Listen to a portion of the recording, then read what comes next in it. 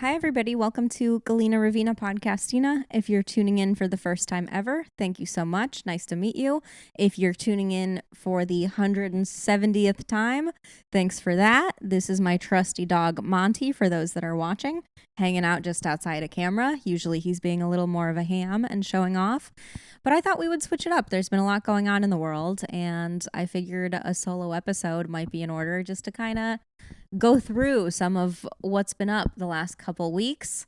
Welcome to summer. It's officially summer. As I'm recording this, it's the first day. Kind of hard to believe how fast 2026 has been upon us, just beating us down with its chaotic current events and its insane news stories and the Strait of Hormuz, you guys. Is it over? Are we still doing it? Is oil ever going to go down in price? I don't know. You don't know. But here we are trying to get through it together. And thankfully, there's some really nice distractions out in the world right now. So let's talk about some of those. World Cup's going on right now. Me, not a huge sports person. However, I really appreciate the camaraderie and the community that a world event like this, it just puts everybody into a vibe. I know that word is so overhyped, but it really feels like it is just such a vibe right now. There's so much energy. There's not any games happening where I am specifically, but there's games going on in Dallas, and I think Houston had some. I mean, I just learned today that it's 3 different countries are hosting. I mistakenly thought it was just the US hosting. Canada and Mexico are also hosting. And so some people who are pervs are referring to the host countries as CUM, the acronym, Canada, United States, Mexico. So those are our host countries. And what's great about the World Cup is it is a smorgasbord of who's hot in the universe, who are the attractive different soccer players from different countries. It's fun to see them. And in general, it's just a fun time to be out in society. People's energy is up right now. It's hyped. They were just watching the NBA finals. That ended, and now everybody gets to occupy themselves with the World Cup. And it's cool to have a unifying thing to cheer for. That's why I really like these events. I take for granted how fun they actually are. And then I've been going out around the city, I've been doing shows, and I see how many people are out and about just experiencing life a little bit extra right now because the World Cup gives you an excuse to go out and be with your friends and meet new people and celebrate something. And it really is such a good conjecture to experiencing other cultures, even though you're just watching them on TV. I know everybody's been seeing the content. At least I've been getting swarmed with this content of different countries, citizens from all over the world coming to the US and doing silly touristy things, and just how uplifting it is to see people from other places in the world experience where you live and then get to see through their eyes. I think it's really good to have our perspective kind of jumbled around and mixed up where it's usually not. And so I just wanted to talk about like a couple cool things I've been seeing and see if any of you have also noticed these things, if there's something that I don't mention that you're like, this has just been refreshing this week. This has been giving me life and energy and the extra tiny bit of bandwidth to go out and do all the things that you have to do to be a human being. So, first of all, advice to single people, if I may give it. Please use the World Cup as an opportunity to go out there and meet people. I know there's so much pushback right now. There's so much turmoil in the dating market as is. I talk about that on this show ad nauseum. I think a point that I've covered a lot is this kind of newfound resistance towards dating apps. It seems like Gen Z is rejecting them quite a bit. It seems like there's some tomfoolery going on with the companies. Like Bumble released a couple weeks ago that they were going to implement AI to help sort you to new matches. And there was some pushback, rightfully so, because everyone's tired of AI being shoved down their throats and the thought of it being involved in our romantic lives. It feels like a violation. So when you hear about that starting to integrate itself into things as personal and as human as dating, it's really easy to get that like uncanny valley feeling where you're just a little repulsed and you're like, I don't know why. I can't quite explain it or articulate it yet, but it really, really bothers me that they're integrating AI into dating apps. So, on that note, I just want to say take advantage of this time that the World Cup is going on right now. And even if you're in a relationship, take advantage of this time to maybe cultivate new friendships or, you know, grow and nurture your existing friendships, because the thing that sports does is it does bring people together. And I think this is a good opportunity to go out and meet people. I think normally I wouldn't recommend trying to meet anyone at the bar, but the thing that's a little bit different about the World Cup games is they're happening during the day and it's bringing people to the bar who normally would not be at the bar. So you're not getting like that kind of dingy, kind of drinking a little bit too much, probably DUIing his way through the universe. Maybe a lady too, if you're a single male listening to this. I normally would not recommend going out and looking at the bars for companionship unless that's your thing. Don't want to yuck anybody's yum. What do you think, Monty? I think that going out to the bars now is cool because any big sporting event is just going to draw friends trying to connect with their friends. So you have people who normally wouldn't go to the bar showing out just to hang out and connect. And it's a good chance to meet someone who probably is hermiting at home most other times.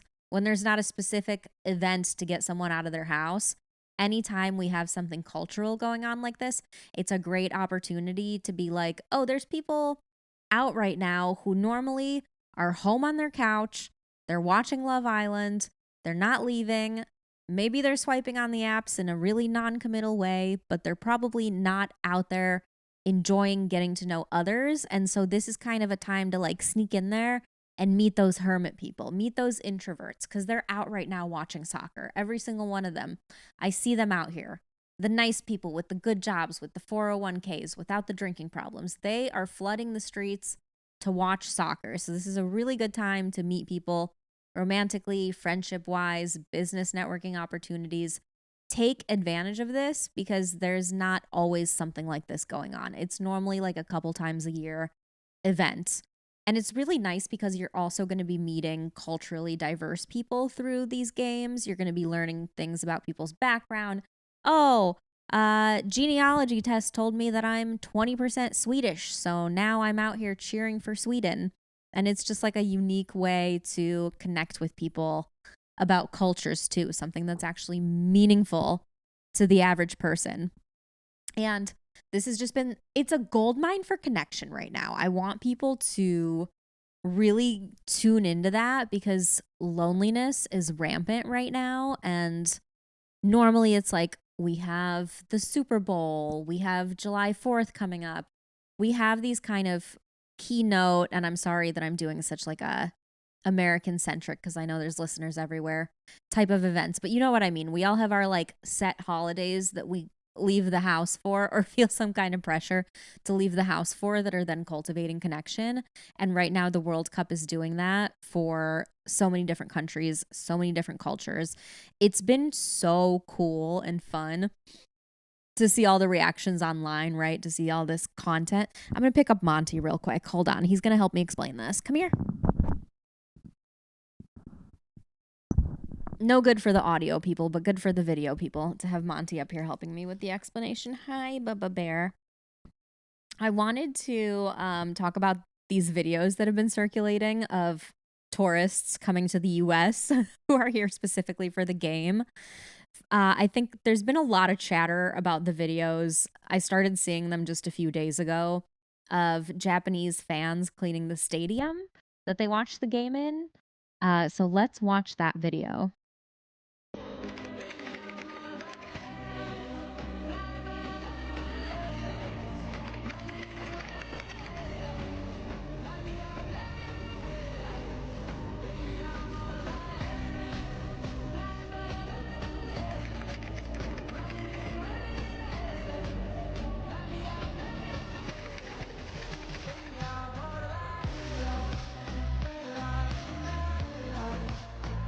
Okay, are we the problem?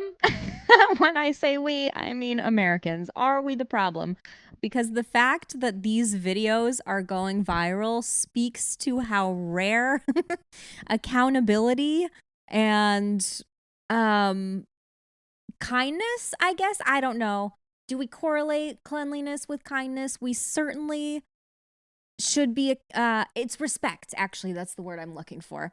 Respect and accountability are apparently so rare in this country that it's a viral sensation that fans from other countries are cleaning up after themselves. What a pigsty of a society we have set up that we are so shocked we must film and share and repost and discuss the minuscule efforts of Japanese and Portuguese fans cleaning the stadium after themselves. Because here, it's such an individual centered culture that people just throw trash out of their cars. They leave it at stadiums. They leave the popcorn canister at the movie theater in their seat. They leave the empty drinks. There's trash. Outside of every theater, there's trash. At every stadium, there's trash. We all brought the food to the seat with us. Why can't we take the empty containers and throw them out? It's a little embarrassing. I must say, it's a little disturbing that people would throw a fit watching other people do something that to me is really incredibly reasonable. But you know, it's not the land of the accountable here in the US. It's certainly not. It's the land of the external locus of control. We have people that clean stadiums. Let them do their jobs. They don't want to be there. It's just a simple thing. You make a mess, you clean up after yourselves. But this notion is so foreign to Americans that we are losing our ever-loving minds watching Japanese people. There's folks in tears watching these other cultures clean up their empty beer cans. I don't want to overreact about this. I think I'm medium reacting about this because it's so insane to me. It's shopping cart theory, is it not? I throw my empty beer cans away. Why can't everybody else? Why is it so normalized? It reminds me of this book. Oh my gosh. What was it? A Drunk Tank Bank. Adam Alter. Love this book a lot. It talks about how if there's an empty parking lot and there's one piece of trash in the empty parking lot, it unfortunately signals most people to think, oh, well, see, the precedent has been set that it's okay to leave trash here, and so I will too. So a lot with a little bit of trash is more likely to evolve into a lot with a ton of trash, as opposed to cleaning up little fragments so they don't accumulate, because unfortunately it normalizes within our dumb American skulls that this is a place that can be trashed. I don't care. You clean it up. It's your job. It's your job to put the shopping cart back. Why should I, an able-bodied individual, put my shopping cart back? This is America. We're free to be slobs here in the US. Anyway, harsh take, but it was shocking for me to see that go around. But I love these reaction videos. This has been my favorite part of the week, is watching Europeans, Africans, Asians come here and lose their ever-loving minds over American culture. The gluttony, I think, is the funniest one. I forget who it was. This guy, he's very viral right now. He just was going into Costco and laughing, like, how could you have all this space for all this stuff? Who needs 4 pounds of Doritos? Americans need 4 pounds of Doritos. That's whose.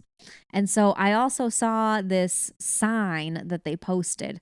This was on TSA's official Instagram and Threads and Twitter. It says, if you're visiting for a very large sporting event and you happen to discover ranch while you're here, please pack it in your checked bag on the way home. Thank you. The tourists have discovered ranch, and they are so enamored with our buttermilk, high-fat, calorie-dense salad dressing, chicken nugget dressing, that they are sending gallons of it home to their relatives. And they have forgotten that there's a 3-ounce limit here in America and that you have to put that in your checked bag. I haven't thought that much about ranch in a long time. So in preparation for this, I went ahead and looked. What is it that is in ranch dressing? Okay, do you know? Because I didn't know. Ranch dressing is comprised of buttermilk, sour cream, and mayonnaise. Ranch dressing is effectively 3 stages of spoiled dairy in a way that doesn't give you listeria, and you mix it with a little bit of herbs, just a tiny bit, nothing too flavorful. Slow your roll. Don't make it too flavorful, because then it's not going to be colonial white dressing, colonial ranch. They love it so much, and it's just laden with dairy that has curdled in one form or another. 3 curdled dairies come together with some dill, perhaps, and mix and give us ranch dressing. We say we put it on salads, but let's be real. We're dunking fried chicken in there. This is a nation of things to dunk fried chicken in there. And honestly, it's pretty great, and I'm grateful to be here. Another video that I have to talk about, because I didn't realize that this wasn't normalized in other countries. I went to school fully in the US. You know, I was 5 when I moved here from Ukraine, and my parents let me go on the school bus. I had a school bus upbringing. I went to public school. I rode that bus until I got a beat up Infinity at the age of 16. That thing was almost 20 years old when I got it. And that's what I got to drive after graduating from the school bus. It did not occur to me that other countries don't have school buses. But then I came across this clip. Let's watch together. America is just like the movies, and I can't believe it. We saw this school bus on the way back from Fort Worth, Texas Day, and I think I'm too English to understand, but do people actually get this to school every single day? Because I'm starting to realise that Texas is so big that this probably comes to their house. Does it come to their house, or is there like a place it picks them up? I don't understand how the school bus system works. I also just thought they existed in movies. I was actually way too excited when I saw this. The fire engines as well are another level of cool. The fire engines just look so sick. Darling little British biscuit. Yes, school buses are real, and they're not just in places like Texas. The small states have them too. Connecticut has school buses, right? California has school buses. Everywhere has school buses. I'm sure Alaska has school buses. The teeny tiniest Rhode Island has school buses. School buses are inherently American. This is breaking news to me. I don't know how I thought kids in other countries got to school.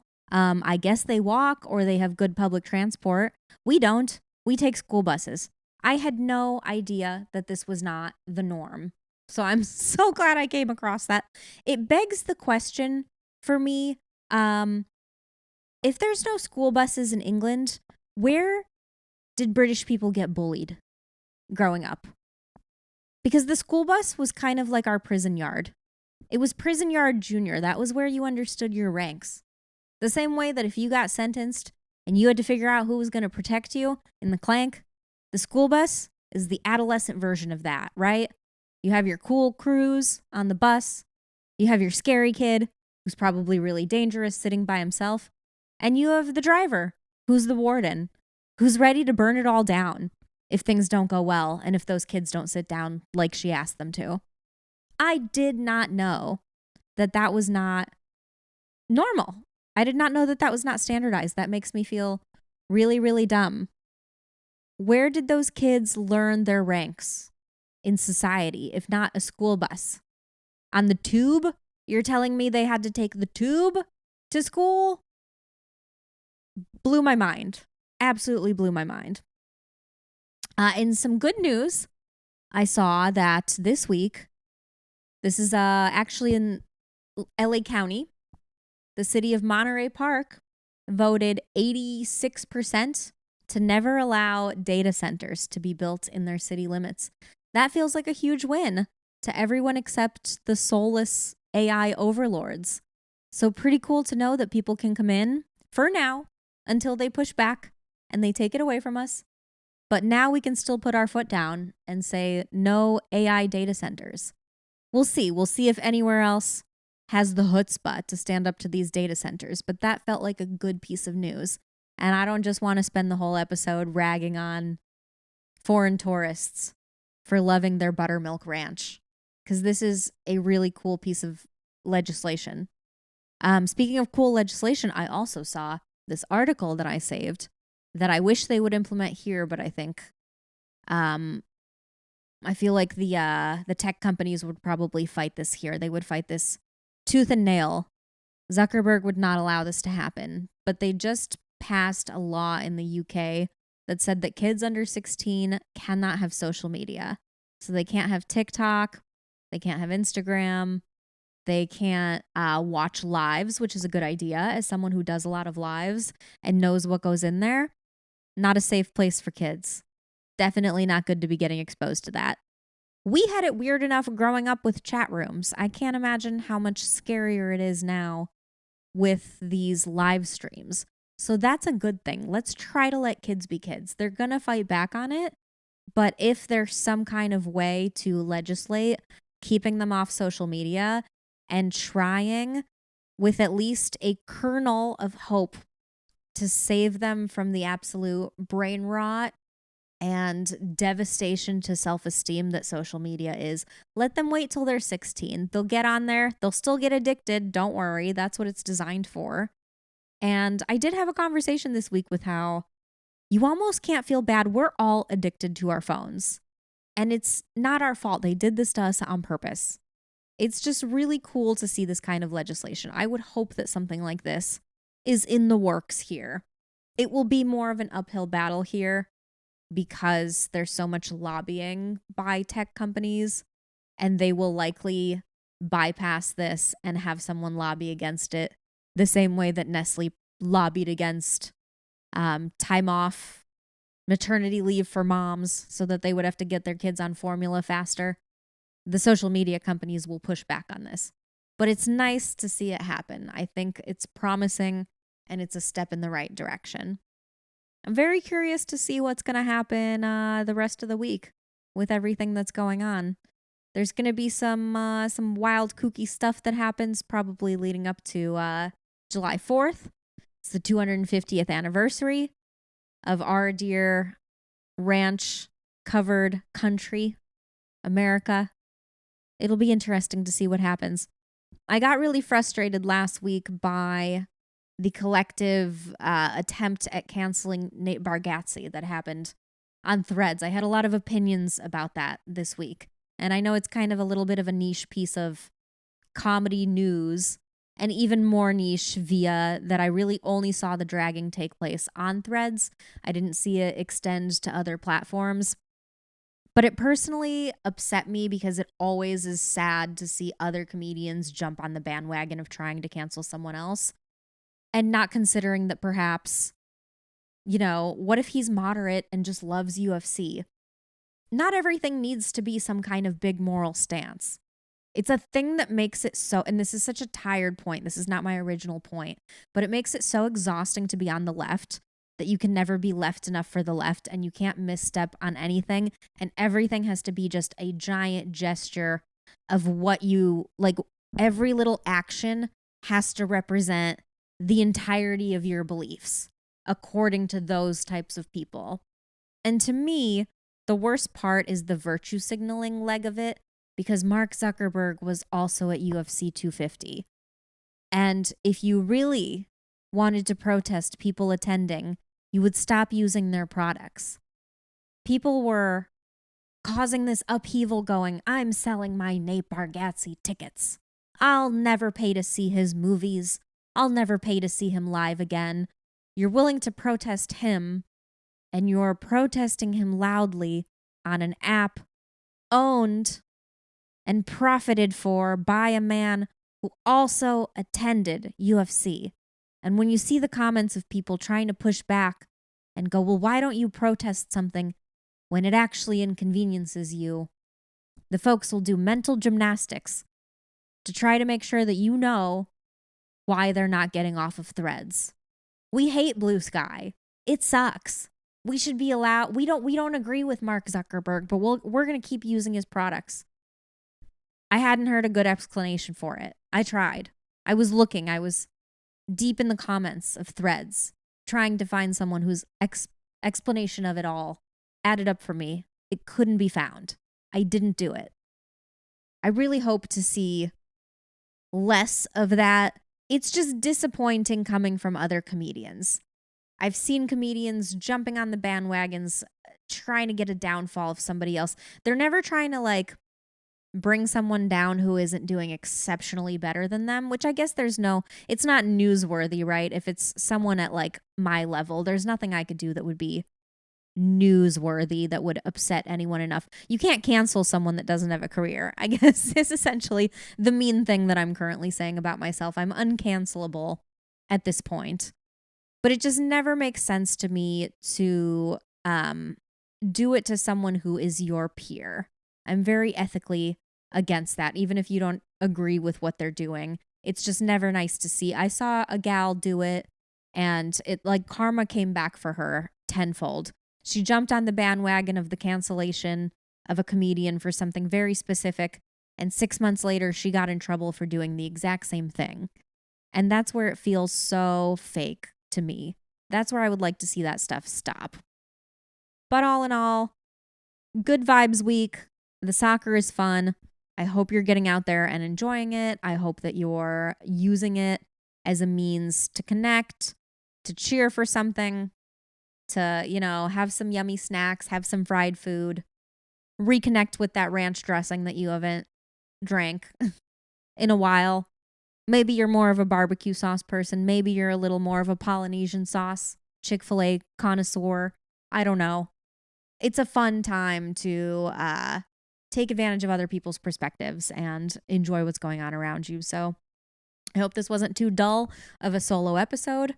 I hope to get better at these as I go.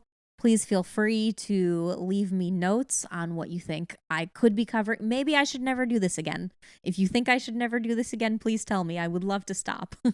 I've got more episodes coming out with other comedians. And yeah, thank you so much for being here and supporting the show. I hope you subscribe. And I hope that I catch you on the next one, which will be not me talking to a wall, but me with a much more knowledgeable and fun and exciting guest to bring to you. So thank you for listening, and bye. If you know somebody that would enjoy this episode, feel free to share it with them. And thank you for listening to Galina Ravina Podcastina, the show where I try to be the person my dog thinks I am.